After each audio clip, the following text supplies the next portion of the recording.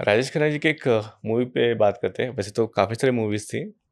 आनंद movie. ओहो! वो तो आनंद मूवी में उनका कैरेक्टर, फिर बाद में अमिताभ बच्चन और ऋषिकेश मुखर्जी।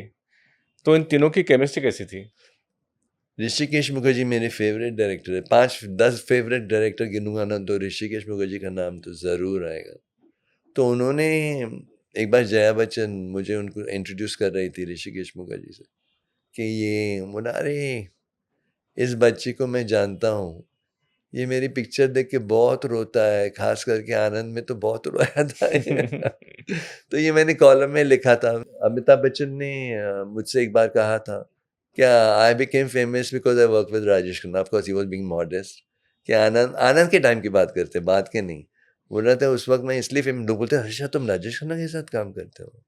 तो that was the equation. They were very friendly and Hrishikesh Mukherjee तो was like a actors director, वो मतलब हाँ। उनको तो कोई बीट नहीं कर सकता। और उन्होंने ये कास्टिंग भी बहुत सोच समझ, क्योंकि अमिताभ को पहले गुड्डी में लेने वाले थे, नहीं लिया, लेकिन यहाँ पे लिया क्योंकि उनको लगा कि या इस एक्टर के साथ जस्टिस करना चाहिए।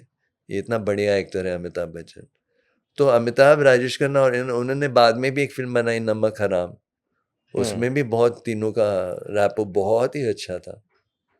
उसमें इनफैक्ट डेथ सीक्वेंस के ऊपर कुछ प्रॉब्लम हो गई थी। अमिताभ बच्चन का डेथ सीक्वेंस था और राजेश खन्ना ने किया बाद में। क्योंकि लो हीरोज़ को लगता था कि जो डेथ सीक्वेंस करेगा वो ऑडियंस को अपनी अ, तरफ खींच लेगा। करेक्ट।